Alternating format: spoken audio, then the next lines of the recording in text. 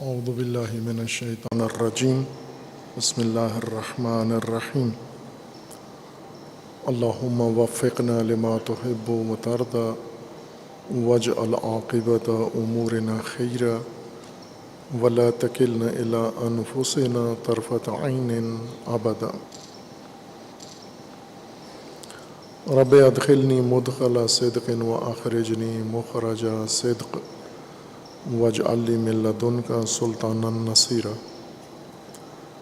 حالات و مناسبات میں چند موضوعات ہیں، ان میں ملکی مسائل میں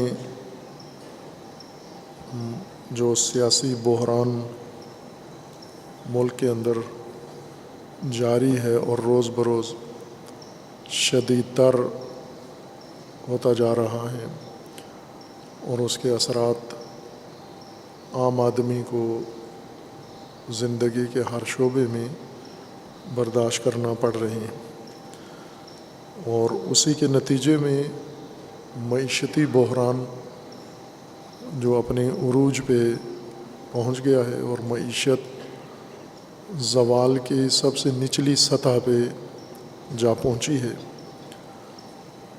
سیاسی بحران میں ایک حکومت قائم ہوئی 3-4 سال ان کا حکومتی دورانیہ گزرا، جس میں انہیں خود حکومت نے اور حکومتی عہدیداروں نے عمدن سیاسی بحران کو ہوا دی، نامعقول سیاست کی،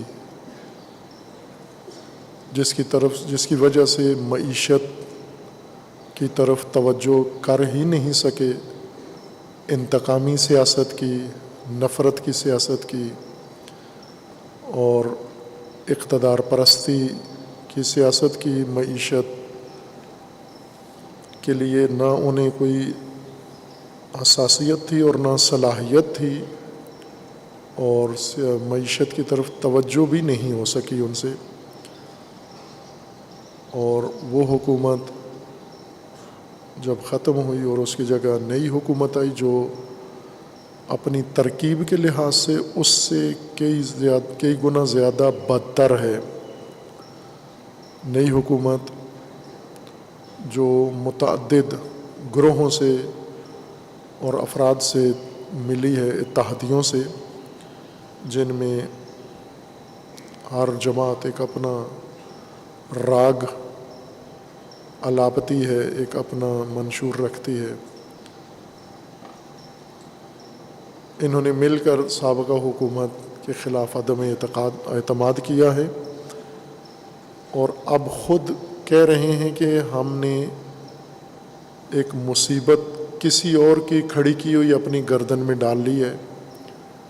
ان موجودہ حکومت کے سرکردہ افراد کا اپنے بارے میں یہ تبصرہ ہے کہ کسی کی گندگی کا ٹوکرا ہم نے سر پہ اٹھا لیا ہے، کسی کی لگائی ہوئی آگ میں ہم نے جلنا شروع کر دیا ہے، کسی اور کا ایجاد کردہ بحران اس میں ہم کود پڑے ہیں اور اب جان چھڑانے کی کوشش کرتے ہیں۔ بعض کا یہ تبصرہ ہے کہ انہیں دھکیلا گیا ہے اس کے اندر، یہ شاید اگر اپنے حال پہ ان کو چھوڑ دیا جاتا تو اس وقت سیاسی ذمہ داری لینے کے لیے تیار نہ ہوتے، لیکن انہیں جھونکا گیا ہے اس کے اندر۔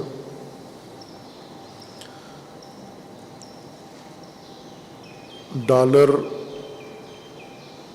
جو یہ حکومت، جب پچھلی حکومت جو ختم ہوئی ہے یہ وجود میں آئی تھی، اور انہوں نے عملی اقدامات سے اور بیانات سے یہ تاثر دے دیا تھا کہ پاکستان کی معیشت تباہ برباد ہونے جا رہی ہے۔ انہوں نے پہلا معاہدہ IMF سے یہ کیا تھا، اور اس میں IMF نے ان سے یہ تسلیم کروا لیا تھا کہ آپ نے ڈالر کو 200 روپے تک پہنچانا ہے۔ $1 امریکی پاکستان کے 200 روپے کے بدلے میں ہونا چاہیے، اور اس وقت یہ بیان ہوا تھا، خطبے میں ہی بیان ہوا تھا کہ ڈالر کو اس حد تک انہوں نے پہنچانا ہے، چونکہ یہ معاہدے کر چکے ہیں، پاکستان کی معیشت کی بربادی کے تمام لوازمات اقدامات کر چکے ہیں، فیصلے کر لیے ہیں انہوں نے، اب صرف وقت کی انتظار میں ہے کہ آہستہ آہستہ اس کو وہاں پہنچائیں، اور وہاں پہنچا دیا ہے انہوں نے۔ روپے کی قیمت گر گئی ہے، اور روپے کی قیمت کا گرنا پاکستان کے عوام کے لیے یہ بات قابل سمجھ نہیں ہے کہ روپیہ گرنا کس کو کہتے ہیں، چونکہ عموماً یہ باتیں اقتصادی زبان میں کی جاتی ہیں، محاسباتی زبان میں کی جاتی ہیں، اور معیشتی زبان میں کی جاتی ہیں، عام فہم اور عوام فہم زبان میں گفتگو نہیں کی جاتی۔ مثلا روپیہ گرنا کا مطلب یہ ہوتا ہے کہ آپ کے پاس اس وقت جس کے پاس جتنے پیسے ہیں، کسی کے پاس ممکن ہے 100 روپیہ ہو، کسی کے پاس 200 ہوگا، کسی کے پاس 1000 ہوگا، 2000 ہوگا، 10,000 ہوگا، 2 لاکھ ہوگا، 10 لاکھ ہوگا۔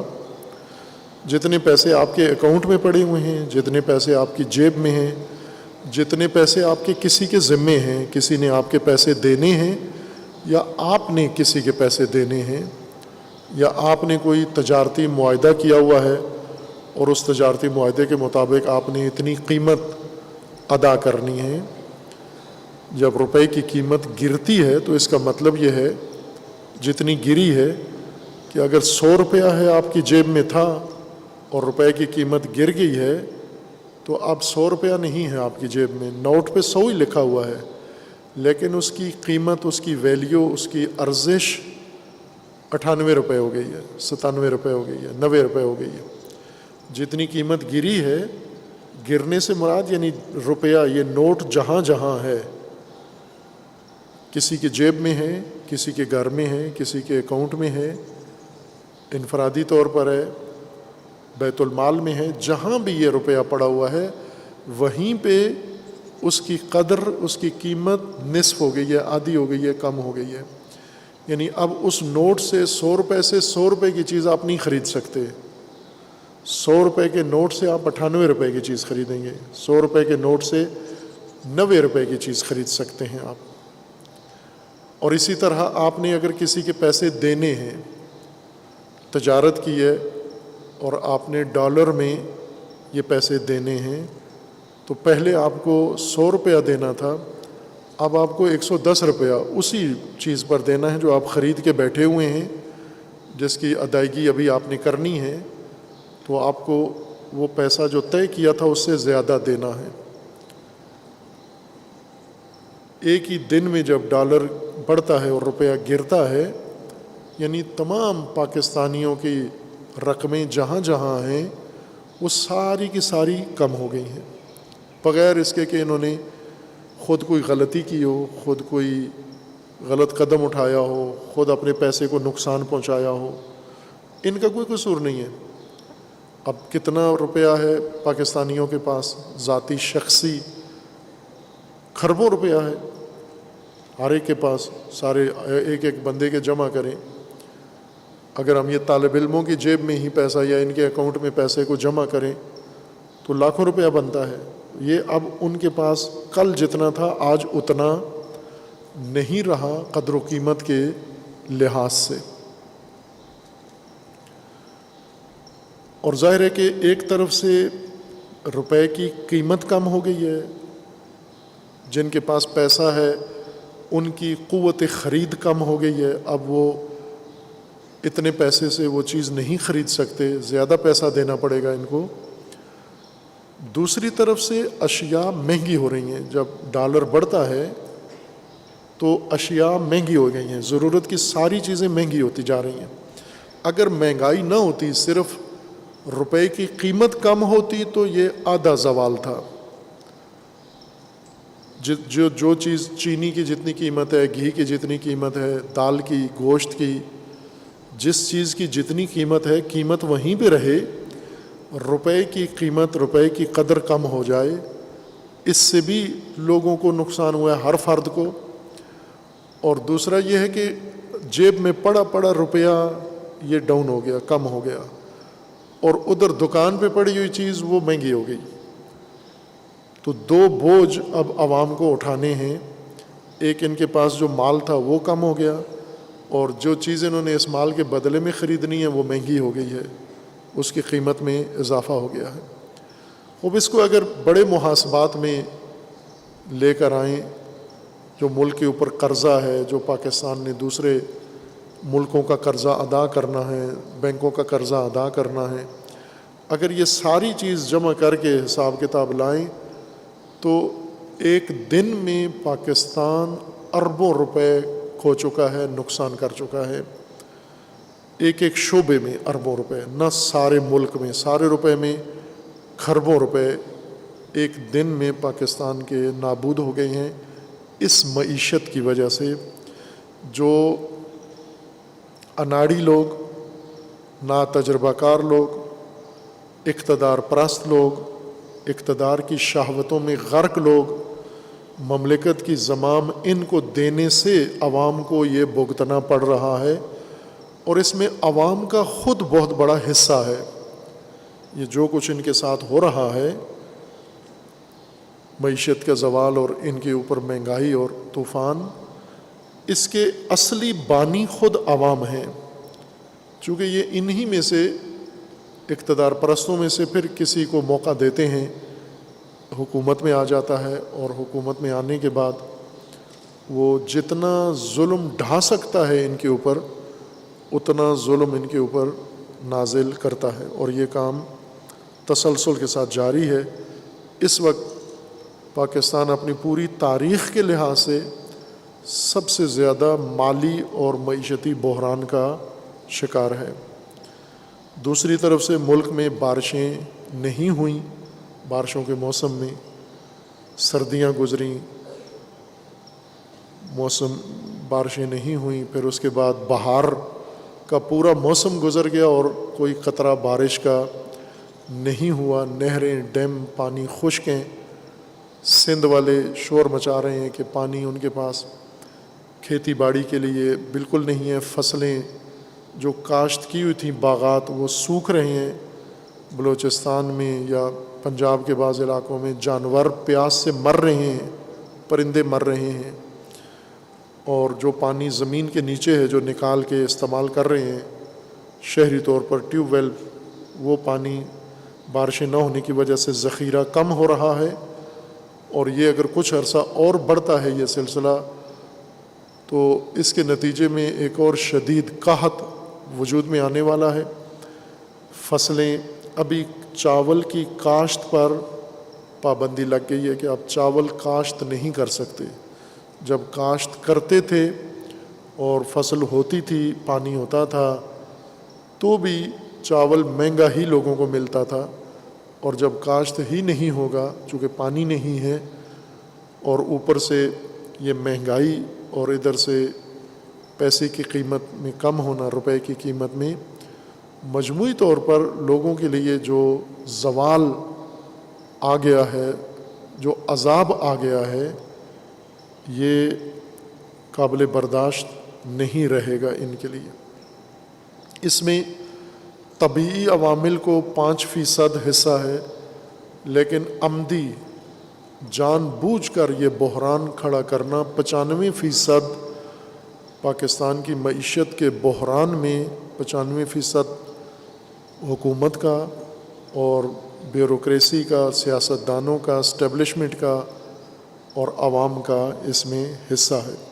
اور ظاہر ہے کہ اس موجودہ صورتحال میں بھی کوئی سنجیدگی کسی طبقے میں نظر نہیں آتی کہ جب اس قدر ہم زوال میں جا چکے ہیں اور مزید زوال کا سایہ بڑھ رہا ہے، تو آگے صورتحال جو پیش آنے والی ہے اس سے بچنے کے لیے آج تدبیر کی جائے، آج کوئی چارہ جوئی کی جائے، ایسا انسان بھی پاکستان میں نظر نہیں آتا۔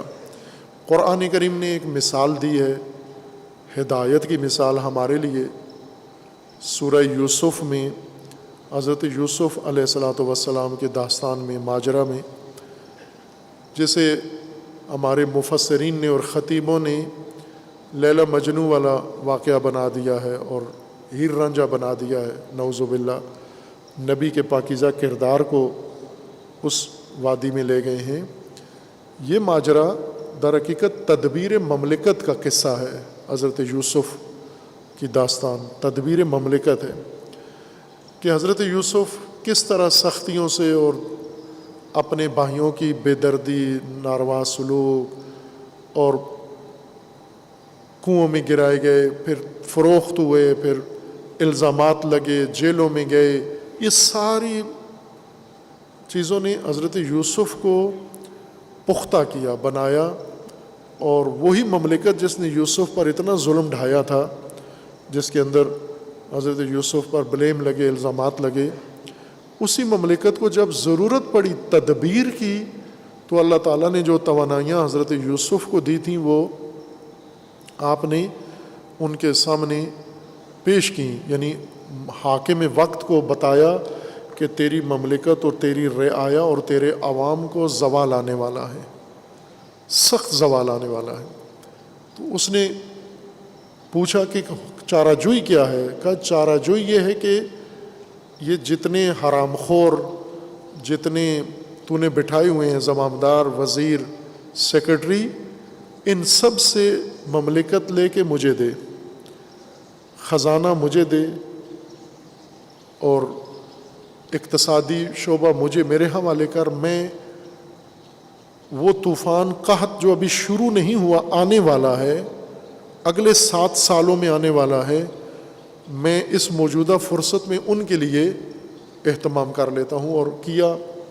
اور حضرت یوسف نے تدبیر کی، پھر وہ قحط آ گیا، مصر اور اطراف میں وہی قحط آیا، اطراف کے سارے ممالک فقیر ہو گئے، زوال پذیر ہو گئے، لیکن مصر خوشحال تھا، اور اتنی خوشحالی تھی مصر میں کہ اطراف کے ممالک کا گزارا، گزر اوقات اور دار و مدار بھی اقتصاد کا سہارا مصر ہی بنا حضرت یوسف کی تدبیر سے۔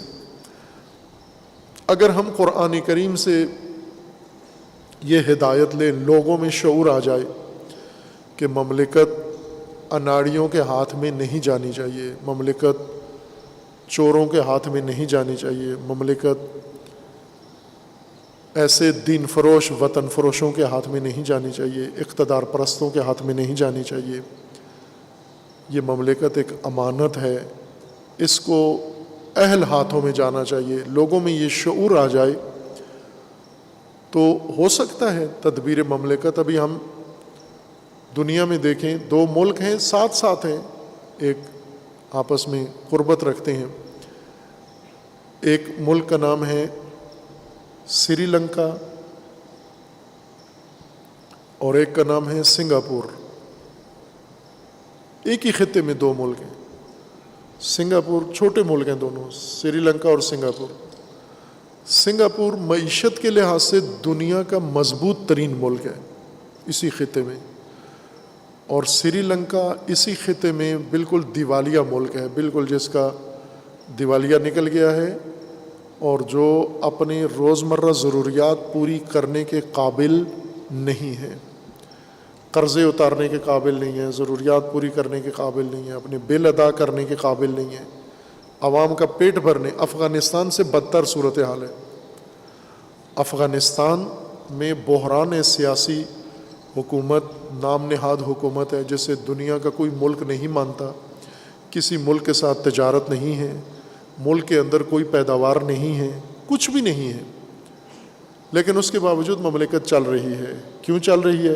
چونکہ پاکستان کا سارا ڈالر افغانستان منتقل ہو گیا ہے، پاکستان کا غلہ افغانستان منتقل ہو گیا ہے، پاکستان کے جتنے ذخیرے تھے سٹور وہ سارے افغانستان منتقل ہو گئے۔ تو افغانستان میں تو کوئی پرابلم ہوا ہی نہیں ہے، بحران۔ سری لنکا چلتا ہوا ملک بیٹھ گیا ہے۔ اس کے بدائے سنگاپور ہے جو امیر ترین ملک، مضبوط ترین ملک، استوار ترین ملک ہے۔ کس وجہ سے؟ زمامداروں کی وجہ سے۔ سنگاپور میں وہ لوگ ہیں جو تدبیر مملکت جانتے ہیں، جنہیں ملک اور حکومت چلانا آتا ہے۔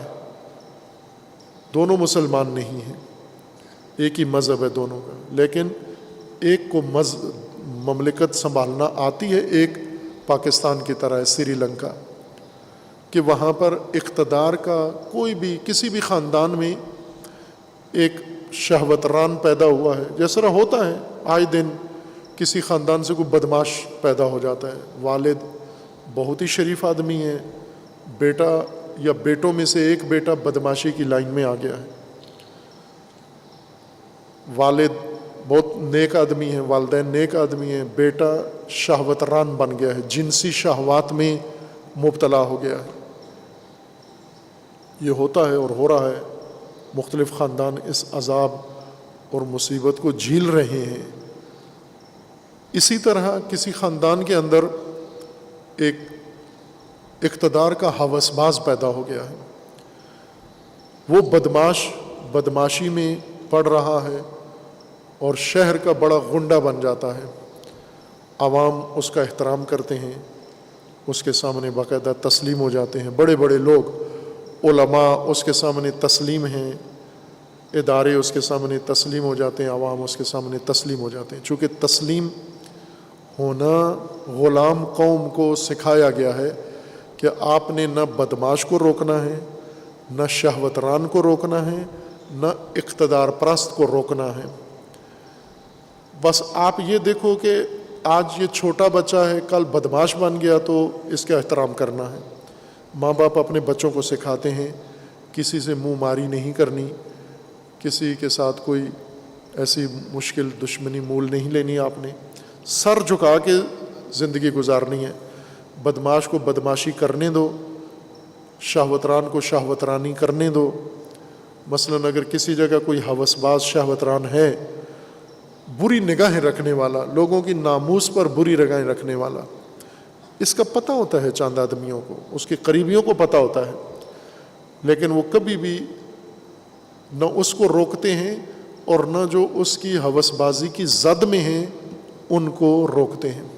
کیونکہ تسلیم میں نے سکھایا یہ گیا ہے کہ آپ نے مجرموں کے ساتھ مل کے رہنا ہے۔ ہمیں جو دین سکھایا گیا ہے، تہذیب جو ہماری بنائی گئی ہے، مجرموں کے ساتھ رہنے کا ڈھنگ سکھایا ہے ہمارے ماں باپ نے، ہمیں جرم کے ساتھ سمجھوتے کا ڈھنگ سکھایا ہے ہمارے ماں باپ نے۔ اس لیے جرم بڑھتے جا رہے ہیں، مجرم بڑھتے جا رہے ہیں، ہوس باز بڑھتے جا رہے ہیں، پوری مملکت پر ان کا قبضہ ہو گیا ہے، اور عوام ان سب کے ساتھ سمجھوتے میں ہو اور مصالحت میں ہے کہ ٹھیک ہے، آپ بدماشی کرو، آپ شہوترانی کرو، آپ ہوس بازی کرو، آپ اقتدار پہ قبضہ کرو، آپ ملک میں فتنہ کھڑا کرو، آپ ملک میں آگ لگاؤ، ہم ہر صورت میں آپ کے سامنے تسلیم میں، چونکہ ہم اولاد ہیں غلاموں کی، اور غلاموں نے ہمیں ان کے ساتھ سمجھوتے کا تربیت کی ہے، اور تربیت یافتہ ہیں ہم ان کے۔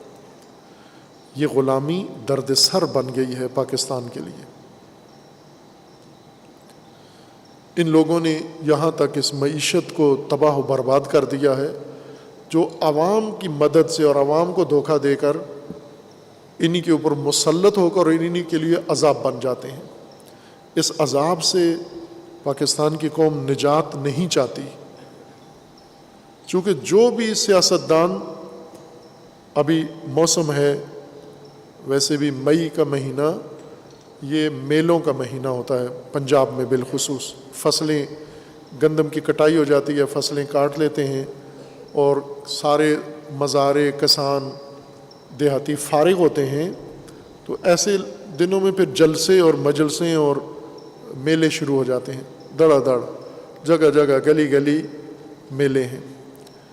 اس دفعہ سیاسی میلے اوج پر ہیں، پاکستان کی ساری سیاسی جماعتیں پاور شو کر رہی ہیں، اپنا ریوڑ اور اپنا ریلا لے کے سڑکوں پہ آتے ہیں۔ جتنے بھی ہوس باز ہیں، اقتدار پرست ہیں، یہ سارے اس وقت میدان میں آ کے اس معیشت میں یہ چاہتے ہیں کہ لوگوں کو دھوکہ دیں، لوگوں کو ورغلائیں، لوگوں کو ہراساں کریں، جس سے زیادہ ڈریں گے لوگ اسی کو ووٹ دے دیں گے، پھر اسی کو تکرار کریں گے، جس سے متاثر ہوں گے اسی کو دوبارہ موقع دیں گے، پھر وہ عذاب ہوگا۔ اس عذاب سے نکلنے کا شعور لوگوں کے اندر نہیں ہے۔ یہ معیشت کی بربادی، یہ طوفان مہنگائی، یہ ناامنی ملک کے اندر، بدتمیزی، بدخلقی، نہ چھوٹے بچے محفوظ ہیں، نہ عورتیں محفوظ ہیں، نہ دین محفوظ ہے، نہ مقدسات محفوظ ہیں، نہ معیشت محفوظ ہے، اور یہ دن دہاڑے یہ اوباش طبقہ یہ حرکتیں کر رہا ہے۔ باری باری اقتدار میں آتے ہیں، جاتے ہیں، عوام بڑی دلچسپی کے ساتھ ان کی خبریں اور ان کی نیوز سنتے ہیں، پھر تجزیے کرتے ہیں کس نے کیا کہا اور کس نے کیا جانا ہے، آنا ہے، رہنا ہے، فلاں ہے۔ یہ بربادی ملک کے اندر بہت نقصان دہ حالت تک جا پہنچی ہے۔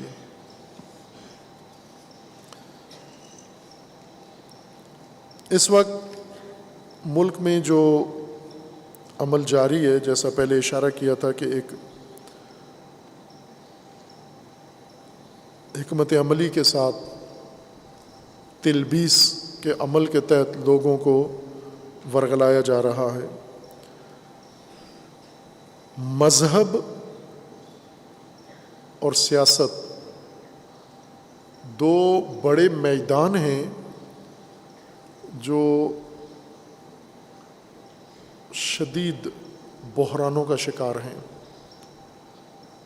اور انہی دو میدانوں سے فائدہ اٹھا کر جو لوگ ان میدانوں میں کود گئے ہیں، مذہبی گروہ بن چکے ہیں اور سیاسی گروہ، دھڑے، فرقے بن گئے ہیں، مذہبی فرقے اور سیاسی فرقے۔ مذہب کو فرقہ بنایا ہے۔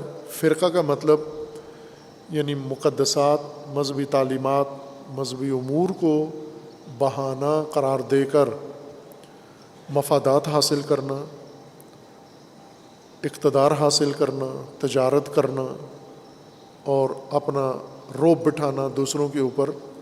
اگر مذہبی طبقہ جمع کر کے ان مقاصد کے لیے اور انہیں استعمال کیا جائے تو یہ مذہبی فرقہ بنتا ہے۔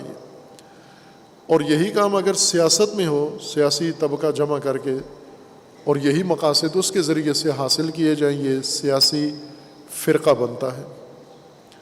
مذہب و سیاست پاکستان میں آماجگاہ بن گئے ہیں، دو میدان شیاطین کی آماجگاہ بن گئے ہیں۔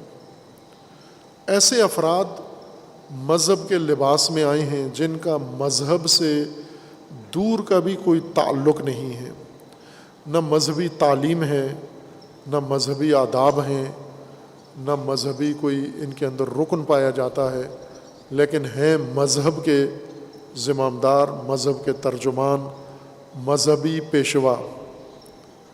یہی حال سیاست میں ہے۔ سیاست میں بھی جو افراد آئے ہیں کوالیفائڈ نہیں ہیں۔ مذہب میں جو فرقہ باز ہیں اور نفرت کو، مذہبی نفرت کو بنیاد قرار دے کر فرقہ بناتے ہیں، ان کی مذہبی تعلیم نہیں ہے، مذہبی پس منظر نہیں ہے ان کا۔ یہ آئے ہیں ایک مجرمانہ ماحول سے نکل کر مذہب کے ماحول میں آئے ہیں۔ آپ ایک ایک کی تاریخ پڑھیں، اور یہ کام کرنا چاہیے، ہمارے صحافیوں کو کرنا چاہیے، محققین کو کرنا چاہیے، ہمارے دانشوروں کو یہ کام کرنا چاہیے کہ سماجی مسائل پر تحقیق کریں اور یہ تحقیق عوام کو، اس نسل کو آگاہ کرنے کے لیے پیش کریں۔ اس وقت یہ نسل دمالی بن گئی ہے، سیٹی کوئی بجائے، بس اس کا کام ہے دمال ڈالنا، ہر ایک کی سیٹی پر دوڑ کے چلے جانا۔ اس نسل کو آگاہ کرنے کے لیے صحافی، محقق، ان لوگوں کا فریضہ ہے کہ وہ آگاہ کریں۔ مثلا یہ جتنے مذہبی طبقہ ہے فرقہ باز، ان کا پس منظر بتائیں کہ یہ کہاں پیدا ہوئے، کس خاندان میں پیدا ہوئے، یہ جوانی ان کی کیسے گزری، جوانی کے بعد کی عمر کیسے گزری، یہ کس کس ادارے میں رہے۔ اکثر کو آپ دیکھیں گے کہ یہ مجرمانہ کاموں میں شامل تھے، سارے جرائم کی دنیا میں تھے، مجرمانہ دنیا سے ڈائریکٹ مذہبی دنیا میں آ گئے. ایسا موقع آیا، ایسے حالات بنے کہ جرم سے سیدھے مذہب کے اندر آ گئے. دوسرا گروہ جو مجرمانہ گروہ تھا، جرائم کی دنیا کے لوگ تھے، جرم کی دنیا سے نکل کر سیدھے سیاست کی دنیا میں آ گئے. آپ مذہب کی دنیا میں علماء بھی ہیں، تعلیم یافتہ بھی ہیں، اور اچھے پس منظر سے بھی آئے ہوئے لوگ ہیں، لیکن میدان ان کے اختیار میں نہیں ہے. اس مذہبی طبقے کے اختیار میں میدان نہیں ہے جو مذہبی سوجھ بوجھ رکھتے ہیں، مذہبی شعور رکھتے ہیں، علم رکھتے ہیں اور آگاہی رکھتے ہیں، سنجیدگی ہے، عقل ہے جن کے اندر. یہ موجود ضرور ہیں لیکن میداندار نہیں ہیں، میدان ان کے اختیار میں نہیں ہے. میدان، مذہبی میدان ان لوگوں کے قبضے میں ہے جو مجرمانہ دنیا سے، جرائم کی دنیا سے مذہب میں داخل ہوئے ہیں. سیاسی میدان، سیاست میں سلجھے ہوئے لوگ، سوجھ بوجھ رکھنے والے لوگ موجود ہیں، تعلیم یافتہ موجود ہیں، سیاسی شعور و بصیرت رکھنے والے موجود ہیں، لیکن میدان ان کا نہیں ہے. میدان ان لوگوں کا ہے جو جرائم کی دنیا سے سیاست میں کودے ہیں اور مجرمانہ پس منظر رکھتے ہیں. انہوں نے سیاست کو تختہ مشق قرار دیا ہے، اس مجرم طبقے نے مذہب کو تختہ مشق قرار دیا ہے، اور دونوں میں یکساں عمل کرتے ہیں. نفرت کی بنیاد پر سیاسی فرقہ اور نفرت کی بنیاد پر مذہبی دھڑا بناتے ہیں. سیاست کو، مذہب کو سیاست میں ہتھیار کے طور پر، ٹول کے طور پر استعمال کرتے ہیں. اوزاری استفادہ ہے مذہب کا. مذہب کے نام پر اجتماعات بڑے بڑے کرتے ہیں اور چند چیزوں کو انہوں نے ہتھیار بنایا ہوا ہے مذہب کے نام پر جمع ہونے کے لیے. فوراً خطرے میں پڑ جاتی ہے. مثلاً اگر کسی بھی مذہبی شخصیت یا مذہبی طبقے کی پوسٹ، اس کی کوئی چیز خطرے میں ہو تو فوراً ختم نبوت کے دفاع میں اٹھ کے کھڑا ہو جاتا ہے. خطرہ آپ کے کاروبار کو ہے، خطرہ آپ کی کمپنی کو ہے، خطرہ کسی اور چیز کو ہے. حبیب جالب ایک بڑے انقلابی شاعر گزرے ہیں پاکستان کے، معتوب، ہمیشہ حکومتوں کا عتاب بھی ان کے اوپر رہا ہے، زیادہ تر جیلوں میں ہی رہے ہیں. ان کی بڑی معروف چند نظمیں ہیں، ان میں سے ایک یہ نظم ہے ان کی معروف ہے، ظاہراً ایوب خان کے دور میں ظاہراً یہ نظم تھی، مجھے دقیقاً یاد نہیں ہے، کہ خطرہ ہے زرداروں کو، خطرے میں اسلام نہیں. یعنی مالداروں کو خطرہ ہے، سرمایہ داروں کو خطرہ ہے، اسلام خطرے میں نہیں ہے. کاروباریوں کو خطرہ ہے، کاروبار کو خطرہ ہے، فرقے کو خطرہ ہے، یہ شخصیت کو خطرہ ہو سکتا ہے. خطرہ ہے زرداروں کو، سرداروں کو، خطرے میں اسلام نہیں. اور آج بھی اگر آپ دیکھیں یہ اسلام اکثر خطرے میں چلا جاتا ہے جب ان کی طرف کوئی چیز آ رہی ہوتی ہے تو فوراً مذہب کو کوئی نہ کوئی چیز کھڑی کر کے آگے آ جاتے ہیں، میدان میں آ جاتے ہیں. سیاست میں فوراً وطن کو خطرہ ہو جاتا ہے، ملک کو خطرہ ہو جاتا ہے، ملک کے خلاف سازش ہو جاتی ہے، اور اس سازش سے بچانے کے لیے یہ پھر اپنے اقتدار کے تحفظ کے لیے، اپنے منصب کے تحفظ کے لیے، اپنے مفادات کے تحفظ کے لیے مذہب کو ٹول کے طور پر استعمال کر کے میدان میں آ جاتے ہیں. ان کی جو خوش قسمتی کہیں یا ان کی لیے جو ایک نعمت طبقہ ہے، وہ پاکستان کی خاص اصطلاح ہے، باقی دنیا شاید اس سے آشنا نہیں ہوگی، لیکن پاکستانی بخوبی اس سے آشنا ہیں. ابھی آپ نے گزشتہ خطبے میں بھی سنا اور آج کل زیادہ چرچا ہو رہا ہے کہ سابقہ وزیر اعظم نے پاکستانی افواج کے سپہ سالار کی توہین کی ہے، بہت ہی برے انداز سے توہین کی ہے. اور مزیدار یہ ہے کہ فوج کے اندر اتنی توہین کبھی بھی برداشت نہیں کی گئی. فوج میں فوج کے خلاف جو کام ہو اس کا حوصلہ بہت کم ہے فوج کے اندر، تحمل نہیں ہے، لیکن موجودہ سپہ سالار کی کھل کے بے حرمتی ہوتی ہے، توہین ہوتی ہے، لیکن خود فوج کے اندر سے بھی کوئی عکس العمل سامنے نہیں آتا۔ ان کے اپنے دلائل ہیں کہ کیوں نہیں آتا، وہ کتنے قانع کنندہ ہیں یہ وہ خود جانتے ہیں، لیکن عملاً عوام کے سامنے یہ ہے کہ نہیں ہے، کوئی سپہ سالار کے اس دفاع میں کوئی آیا نہیں میدان میں۔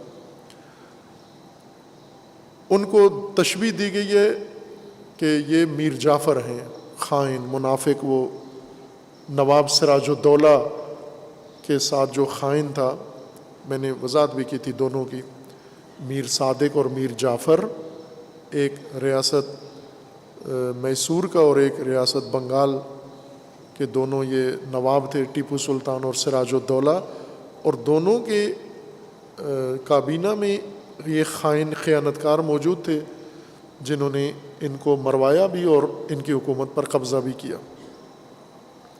یہ الفاظ سابقہ وزیر اعظم نے اقتدار چھن جانے کے غصے میں، چونکہ وہ فوج کو اور سپہ سالار کو ذمہ دار سمجھتے ہیں، تو انہوں نے یہ ان کے بارے میں اظہار کیا ہے۔ خوب، سراج الدولہ، وہ خود کو سراج الدولہ کہتے ہیں، سابقہ وزیر اعظم، اور عوام کو، آگے لوگوں کو یہ بتاتے ہیں کہ ان کو سراج الدولہ سمجھیں، اور لوگوں نے سمجھ لیا ہے، واقعاً سمجھ لیا، لیکن وہ دوسرا جو طبقہ ہے جو سمجھ رہا ہے ان کو سراج الدولہ، وہ کون ہے؟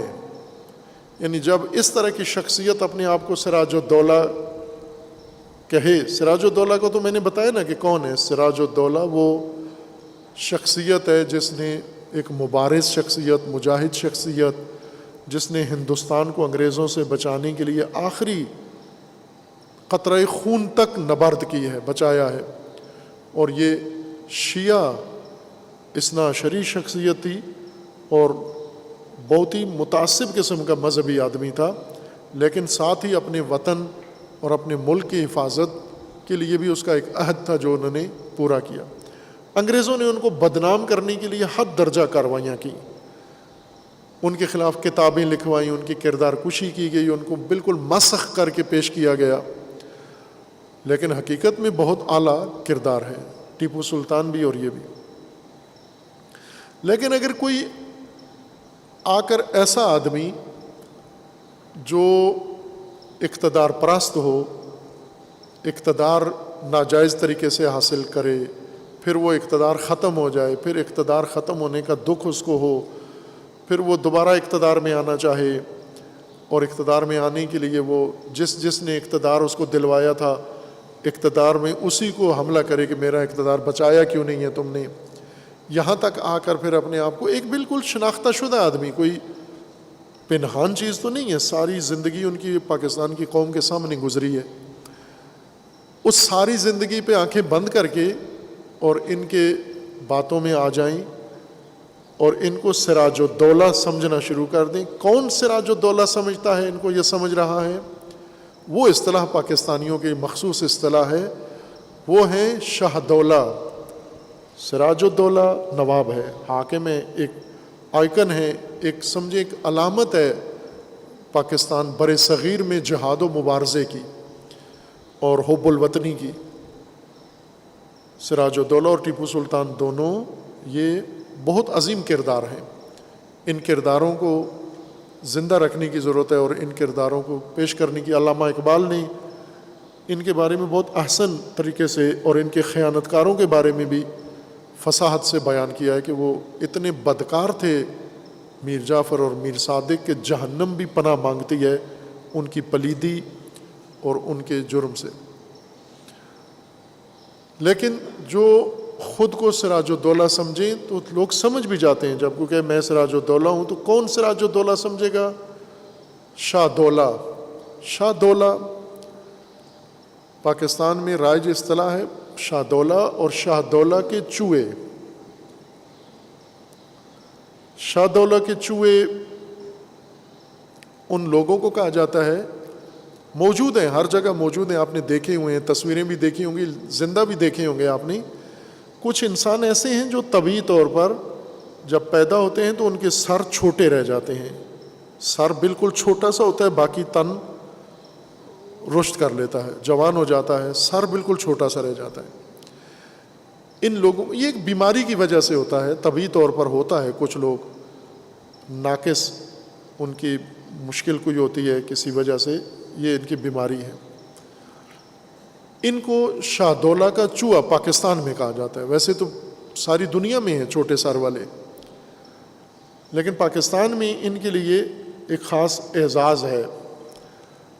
شاہدولہ ایک روحانی شخصیت ہیں، پیر صاحب ہیں گجرات میں، پاکستان والے گجرات میں، یہ جو وزیر آباد کے ساتھ ہے، گجرانوالہ سے آگے جہلم کے ادھر، یہ گجرات شہر میں ان کا مزار ہے شاہدولہ کا۔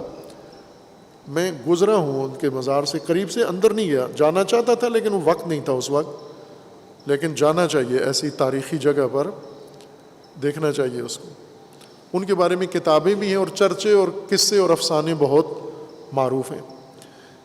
اس بزرگ کے مزار پر کہا جاتا ہے کہ جس کی اولاد نہیں ہوتی اس کو نظر کرنی پڑتی ہے، منت ماننی پڑتی ہے شاہدولہ کی کہ اگر مجھے بچے ہوں میرے تو پہلا بچہ ہم شاہدولہ کے مزار پر وقف کر دیں گے۔ اور یہ کام لوگ کرتے ہیں، جو بچہ پیدا ہوتا ہے اس کو اٹھا کے بچپن میں ہی شاہدولہ کے مزار پر لے آتے ہیں۔ شاہدولہ کے مزار پر جو آگے متولی ہیں وہ ان بچوں کو رکھ لیتے ہیں اور ان بچوں سے انہیں بہت فائدہ اٹھاتے ہیں۔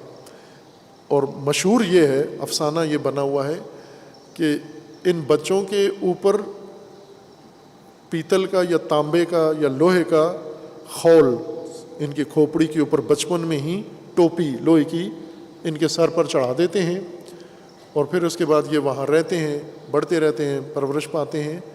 تو اس لوہے کی ٹوپی کی وجہ سے ان کے سر چھوٹے رہ جاتے ہیں اور باقی جسم ان کا بڑھ جاتا ہے، تو اس وجہ سے پھر ان کا دماغی تعادل بھی ختم ہو جاتا ہے، صحیح عقل نہیں ہوتی ان کے اندر، سر چھوٹا رہ جانے کی وجہ سے۔ یہ شہرت ہے، اس طرح کا افسانہ ہے۔ اب یہ کام وہاں ہوتا ہے یا نہیں ہوتا واللہ عالم، شاید ہوتا ہوگا شاید نہ ہوتا ہو، لیکن شہرت یہ ہے۔ اور چونکہ ان کی شکل اس طرح سے بن جاتی ہے کہ سر چھوٹا ہوتا ہے، تن بڑا ہوتا ہے، تو ان کو چوہے کہا جاتا ہے۔ یہ شاہدولہ بابا سرکار کے چوہے ہیں، یعنی یہ وہ لوگ ہیں انہوں نے دربار پر ہی رہنا ہے، اپنے گھر والے بھی انہیں نہیں لے کے جاتے، انہوں نے یہیں پہ رہنا ہے، مانگتے ہیں، عقل نہیں ہوتی ان کے اندر، اور بعضوں کو تو رسی باندھ، مجھے یاد ہے بچپن میں نے کئی دفعہ دیکھا کہ اس طرح کے بچے کو، جوان کو رسی باندھی ہوئی ہے گلے میں، اور گلی کوچا اس کو لے جاتے ہیں، وہ عجیب و غریب حرکتیں کرتا ہے، شکل میں تو انسان ہے لیکن کھوپڑی اس کی بالکل چھوٹی ہے اور عقل نہیں ہے اس کے اندر، ذہن نہیں ہے، تو وہ عجیب حیوانوں والی حرکتیں یا مضحکہ خیز حرکتیں کرتا ہے۔ اس سے لوگ بچے خوش ہوتے ہیں، پھر وہ پیسے دیتے ہیں اس کو، جس طرح بعض بندر لے کے جاتے ہیں، کچھ لوگ یہ اس طرح کا انسان جو ہے نا لے جاتے ہیں پیسے مانگنے کے لیے۔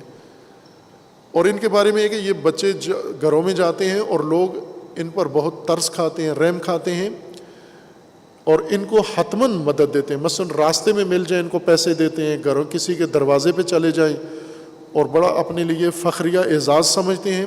ان کو صدقہ وغیرہ دے کر لوگ یہ سمجھتے ہیں کہ اگر شاہدولہ کے چوہے نے ہم سے کچھ صدقہ لے لیا تو سمجھو ہماری بلائیں ٹل گئی ہیں، ہمارا صدقہ کامیاب ہو گیا ہے، ہماری آرزوئیں پوری ہو گئی ہیں، ہماری دعائیں محفوظ ہو گئی، ہمارے بچے بھی محفوظ ہو گئے۔ یہ تصور ہے لوگوں کا شاہدولہ کے چوہے کے بارے میں۔ اب آپ توجہ کریں کہ سراج الدولہ کے ساتھ تو منافق تھے، لیکن شاہدولہ کے ساتھ چوہے ہیں۔ شاہدولہ کے مزار میں، پارٹی میں سارے چوہے ہیں۔ چوہے سے مراد یعنی جن کی عقلیں نہیں ہیں، بے عقل لوگ، اور جو نہ سوچ سکتے ہیں، نہ سمجھ سکتے ہیں، نہ تشخیص دے سکتے ہیں، جنہیں یہ بھی نہیں پتا کہ جو ہمیں سراج الدولہ بن رہا ہے یہ شاہ دولہ ہے یا سراج الدولہ ہے۔ یہ تک تشخیص نہ دے سکیں، اس کے مجاور بن کے جو وہ کہے مثلا امریکہ ہمارا دشمن ہے، یہ کہتے ہیں دشمن ہے، یہ کہے امریکہ دشمن نہیں ہے ہمارا، امریکہ سے کوئی اختلاف نہیں ہے، کوئی اختلاف نہیں ہے، بلکہ ابھی تو جو چل رہے ہیں میسج پتہ نہیں حقیقی ہیں یا نہیں ہیں، بہت ہی افسوسناک ہیں. یعنی انہی لوگوں کی طرف سے یہ میسج چل رہے ہیں کہ اگر مثلا عمران خان نبوت کا دعویٰ کرے ہم پہلے ایمان لانے والے ہو جائیں گے. علیہ السلام لکھتے ہیں عمران خان کے نام. ابھی چل رہے سوشل میڈیا پہ کثرت سے یہ چیزیں گردش کر رہی ہیں. خوب یہ تو ایک چوہا ہی کر سکتا ہے نا، یہ تصور یہاں تک آگے جا سکتا ہے کہ اگر یہ نبوت کا دعویٰ کریں، اگر امام مہدی ہونے کا دعویٰ کریں ہم آج ہی ایمان لے آئیں گے. بعضوں نے کہا ہے کہ یہ فلاں اگر کریں، بہت ناروا قسم کی باتیں ہیں نعوذ باللہ. بعضوں نے لکھا ہے کہ ہماری ناموس کے ساتھ، ہماری ماں بہن کے ساتھ اگر یہ ناجائز تعلقات رکھے ہم پھر بھی اس کے پیچھے چلیں گے. تو یہ ایک چوہا ہی کر سکتا ہے یہ کام، انسان تو نہیں اتنا گر سکتا آگے. یہ تو شاہدولہ کا چوہا ہی کر سکتا ہے یہ کام. اتنے چوہے بن جائے انسان، اتنا پست ہو جائے. ہر وہ مذہبی رہنما جو لوگوں کی عقل ختم کر کے ان کو جذبات میں لا کر ان کے جذبات سے کھیلے، وہ شاہدولہ ہے اور یہ اس کے چوہے ہیں. وہ فرقہ باز یہی کام کرتے ہیں. یہ خودکش بمبار وہی ہیں نا، شاہدولہ کے چوہے ہیں. ان کے ذریعے سے اتنا قتل عام کیا، اتنا ملک کے اندر تباہی پھیلائی، خودکش بمبار. یہ شاہدولہ کے چوہے ہیں. یہ ٹرینڈ ہے سیاست میں، یہ ٹرینڈ بن گیا ہے مذہب کے اندر، اور اس کے ذریعے ملک میں یہ تباہی پھیلائی جا رہی ہے. عزیزان من، نہ بنو آپ شاہدولہ کے چوہے، نہ بنے. پاکستانی قوم، پاکستانی ملت، کوئی بھی ہو، شیعہ ہو، سنی ہو، مذہبی ہو، غیر مذہبی ہو، کچھ بھی بنو، شاہدولہ کے چوہے نہیں بننا. یوں نہیں ہے کہ جدھر آپ کو کہیں اٹھ کے عقل پہ پردے پڑ جائیں، عقل چھوٹی ہو جائے، کھوپڑیوں سے کام نہ لو اور یہ کرو کہ جو ہو جائے گا تو ہم ایسے کر دیں گے. عقل سے کام لو. رسول اللہ صلی اللہ علیہ وآلہ وسلم کا فرمان ہے نورانی ایک جوان کے بارے میں. ایک جوان نے، بہت نوجوان بلکہ بچہ، چھوٹا بچہ، رسول اللہ صلی اللہ علیہ وسلم سے اس نے کہا کہ مجھے آپ سے بہت محبت ہے. تو حضور نے فرمایا کتنی محبت ہے؟ کہا بہت زیادہ محبت ہے. تو فرمایا کہ جتنی اپنی ماں سے محبت ہے اتنی محبت ہے تجھے مجھ سے؟ کہا اس سے زیادہ محبت ہے. کہا جتنی اپنے والد سے محبت ہے اتنی ہے؟ کہا اس سے بھی زیادہ محبت ہے.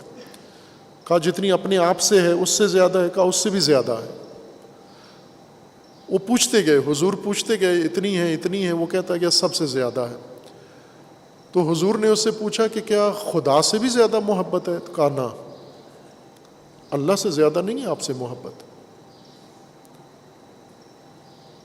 اللہ کی محبت کی وجہ سے تو آپ سے محبت ہے. رسول اللہ نے دوسروں کو کہا کہ کونو ہاکذا، اس طرح بنو، اس جوان، اس نوجوان جتنے باشعور بنو کہ یہ مجھے مانتا ہے اللہ کی وجہ سے مانتا ہے، مجھ سے محبت کرتے اللہ کی وجہ سے محبت کرتا ہے. یہ نہیں ہے کہ میں اگر اس کو کہوں اللہ سے بھی زیادہ تو کہ جی اللہ سے بھی زیادہ محبت ہے آپ سے مجھے.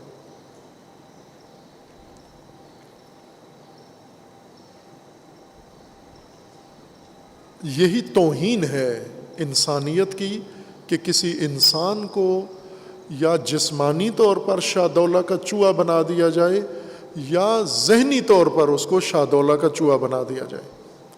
ذہن اس کا کم کر دیا جائے، ذہن کے اوپر کھود چڑھا دیا جائے اور اس کے ذہن میں نفرت بھری جائے، اس کے ذہن میں خاص نظریہ ڈال دیا جائے اور وہ دوسرے سب کو غلط، باطل، شیطان، برائی سمجھنا شروع کر دے. یہ شاہدولہ کا چوہا ہے.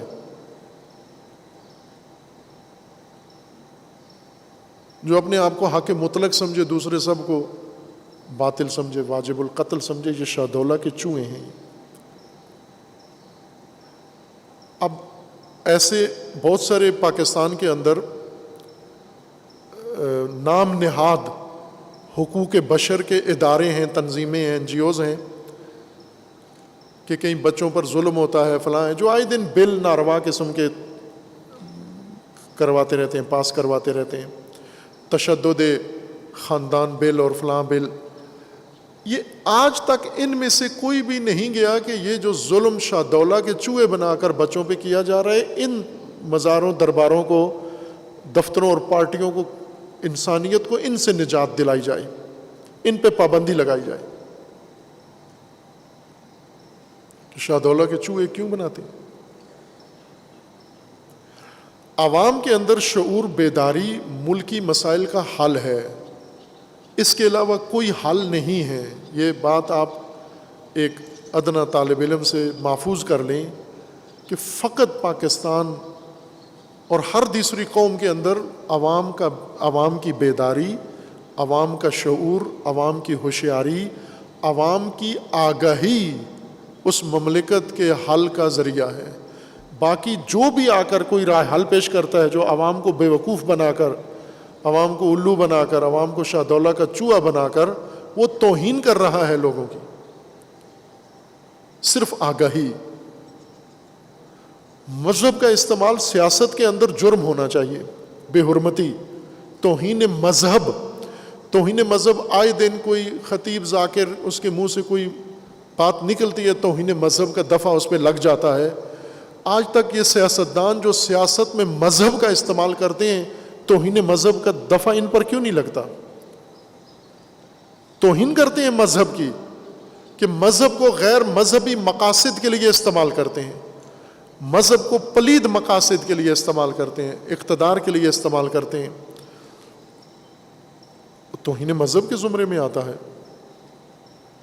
اس طرح انہوں نے ملک کو یہاں تک پہنچایا ہے. مذہب میں اور سیاست میں توجہ کریں ان پہلوؤں کی طرف تاکہ دھیان رکھیں.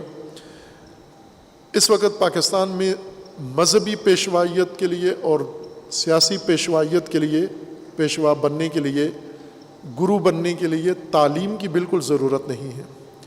غیر تعلیم یافتہ افراد فرقہ بھی بنا لیتے ہیں، غیر تعلیم یافتہ انسان سیاسی جماعت بھی بنا لیتے ہیں.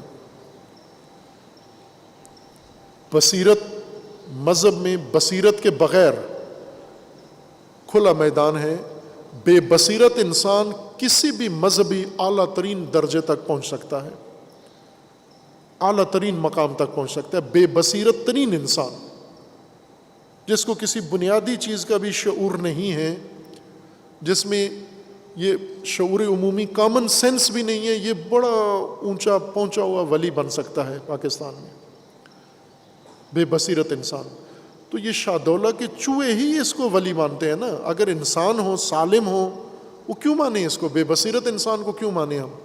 لیڈر کیوں مانے اس کو؟ رہنما کیوں مانے اس کو؟ ولی کیوں مانے ہم بے بصیرت انسان کو؟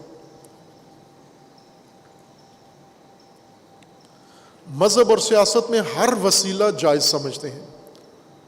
اقتدار میں آنے کے لیے، مذہبی فرقہ بنانے کے لیے جھوٹ بولو، مکر کرو، مکاری کرو، چونکہ مقصد نیک ہے آپ کا، لہذا ہر وسیلہ جائز سمجھتے ہیں. نفرت دونوں کا بنیادی ہتھیار ہے. جو بھی نفرت کی بات کرتا ہے، نفرت پھیلا کر سیاست کرتا ہے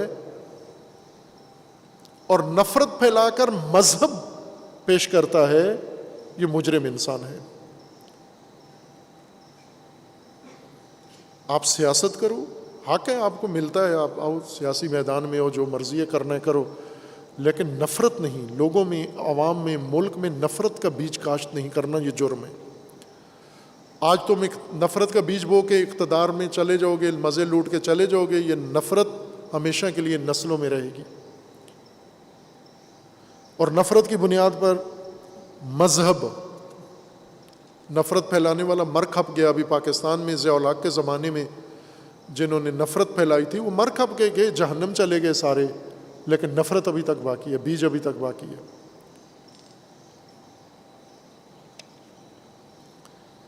تلبیس، جھوٹ، مکر و فریب، حق کو باطل، باطل کو حق کا لباس پہنانا، یہ دونوں کی مشترکہ روش ہے.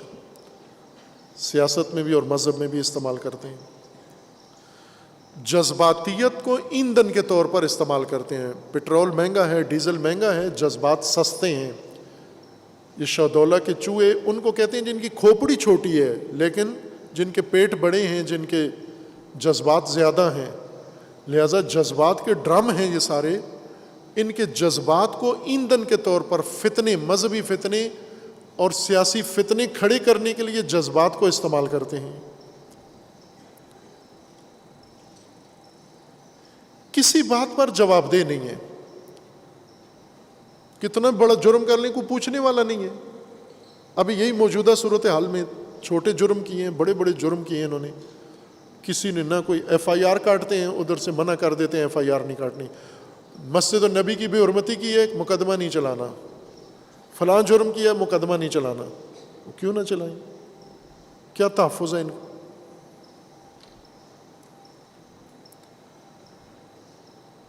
اپنے مخالف کو، سیاسی ہے تو مخالف کو غدار کہے گا، مذہبی ہے تو مخالف کو کافر کہے گا.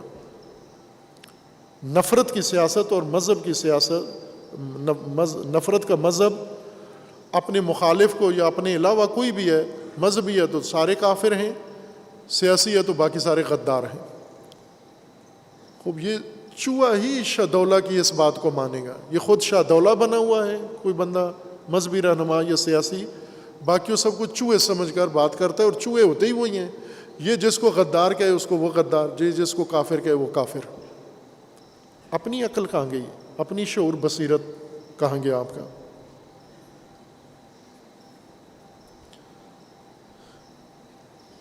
سابقہ وزیر اعظم صاحب نے ایک اور اپنی اسی تحریک میں جو شروع کی ہوئی ہے اقتدار کی بحالی کی، دوبارہ اقتدار میں آنے کے لیے ہر چیز استعمال کر رہے ہیں، ہر کام روا سمجھتے ہیں.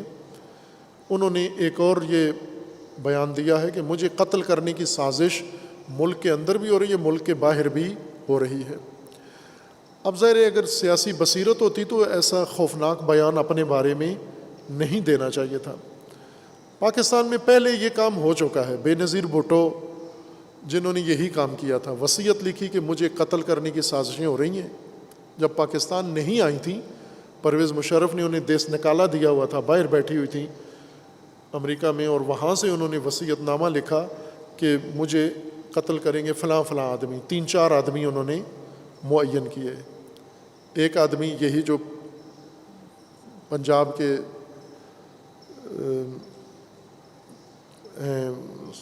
اسپیکر اسمبلی کے پرویز الہی، ان کا نام تھا کہ یہ مجھے ماریں گے. پرویز مشرف کا نام تھا. اور ایک وہ بریگیڈیئر اعجاز جو وزیر داخلہ رہ چکے ہیں پہلے، شیخ رشید سے پہلے پاکستان کے سابقہ حکومت میں، ان کا نام تھا کہ یہ 3 آدمی مجھے قتل کروائیں گے. خوب اب ظاہر ہے کہ وہ یہ وصیت نامہ کر کے پھر پاکستان آئیں اور پاکستان میں ان کو قتل کر دیا گیا. اس قتل سے کیا ہوا؟ آج سابقہ وزیر اعظم صاحب کو سوچنا چاہیے کہ اس بیان سے کیا کام کر دیا انہوں نے. خوب وہ قتل ہو گئیں. کس نے قتل کیا کسی کو پتہ نہیں ہے. پیپلز پارٹی کی حکومت بھی گزری، پھر بھی نہیں پتہ چلا کس نے قتل کیا ہے. وہ محسود کیا نام تھا، بیت اللہ محسود پر ڈال دیا کہ اس نے قتل کیا ہے. ممکن ہے اسی نے کیا ہو، لیکن جب ایک آدمی یہ کہہ دیتا ہے مجھے قتل کرنے کی بات ہو رہی ہے، تو جن کو آپ قتل سے پھنسانا چاہتے ہیں وہ ممکن ہے نہ کریں قتل، لیکن کچھ اور لوگ جن کو آپ کے قتل سے فائدہ پہنچ سکتا ہے وہ یہ کام کر سکتے ہیں. بے نظیر کے قتل سے نقصان کس کو ہوا، فائدہ کس کو ہوا؟ بے نظیر قتل ہوئیں تو ایک ہمدردی پورے ملک میں ان کے ساتھ پیدا ہوئی، سب کو شدید ہمدردی سب کو ہوئی. حتیٰ ان کے جو رقیب تھے انہیں بھی ان سے بڑی ہمدردی ہوئی. جس دن وہ قتل ہوئی تو نواز شریف اسی راولپنڈی میں اس دن ریلی نکال رہے تھے. تو جب یہ خبر سنی تو اپنی ریلی ویلی ختم کر کے بے نظیر کے لیے اسپتال پہنچ گئے. یعنی آپس میں آگ اور پانی تھے، لیکن اتنی وہ قتل کی واردات اتنی گنونی تھی کہ وہ رقیب کو بھی رحم آ گیا، یہ چلے گئے ان کے ساتھیوں کو جا کے تعزیت کی. خوب نتیجے میں حکومت بن گئی، زرداری صاحب صدر بن گئے. جب آپ یہ بات کرتے ہیں مجھے قتل کرنے کی سازش ہو رہی ہے، تو ضروری نہیں کہ یہ جن کو آپ متہم کر رہے ہیں وہ یہ کام کریں، جن کی طرف کسی کا ذہن نہیں جاتا وہ بھی یہ کام کر سکتے ہیں. اور ہم چاہتے ہیں کہ کوئی بھی قتل نہ ہو پاکستان میں، نہ سیاسی نہ غیر سیاسی. خود سابقہ وزیر اعظم کی آرزو ہے کہ 500-600 قتل ہونے چاہیے. یہ انہوں نے حکومت میں حسرت ظاہر کی تھی کہ یہ کام مجھے کرنا تھا لیکن میں کر نہیں سکا. اب شیخ رشید نے کہا ہے کہ لانگ مارچ میں یہ کام کریں گے ہم، خونی مارچ ہوگا یہ، تو وہ خونی کرنا چاہتے ہیں اس کو. لیکن نہ ہو، نہ یہ کسی کا کرے نہ ان کا کوئی قتل کرے. یہ دلی ہماری آرزو دعا یہ ہے پاکستانی کوئی بھی اس کا شکار نہ ہو. لیکن اگر ہوتا ہے، خدا نخواستہ یہ کام ہوتا ہے، نیازی صاحب اللہ نہ کرے کوئی یہ کام حملہ کرتا ہے ان پر، ان کے قتل سے فائدہ کس نے اٹھانا ہے؟ ان کے قتل سے ایک ہمدردی پیدا ہوگی ان کی جماعت کے ساتھ، اور ان کی جماعت کے ساتھ جب ہمدردی پیدا ہوگی تو کون بنے گا؟ یہ تو نہیں ہوں گے نا، یہ تو ختم ہو چکے ہوں گے. ان کی اپنی پیشگوئی کے مطابق میری سازشیں ہو رہی ہیں، اور اگر میں ہو گیا تو یہ پکڑ، چلو پکڑے تو وہ گئے، جن کو آپ نے لکھا ہے وہ پکڑے جائیں گے کہ آپ نے مروایا ہے. لیکن اقتدار میں کون آئے گا؟ آپ تو نہیں آئیں گے اقتدار میں. اقتدار میں وہی آئے گا جو آپ کے اس واردات کے ہمدردی کیش کر کے اقتدار میں آئے گا. تو جس کو امید ہے کہ اگر عمران خان خدا نخواستہ اللہ نہ کرے عمران خان قتل ہو جائیں تو پیچھے کس کے اقتدار کے چانس ہیں، وہ زیادہ اس پر عمل کرے گا. آپ نے اس کو لائن دے دی ہے کہ اگر تم اقتدار تک آنا چاہتے ہو تو ہمدردی حاصل کرنے کے لیے یہ کام کرو، بے نظیر کی طرح. زرداری صاحب کی صدارت کا پاکستان میں کوئی سوچ بھی نہیں سکتا تھا، وہ خود بھی نہ سوچتے تھے اگر بے نظیر قتل نہ ہوتی. یعنی خود انہیں بھی گمان نہیں تھا کہ میں پاکستان کا کبھی صدر بن سکتا ہوں، لیکن بن گئے.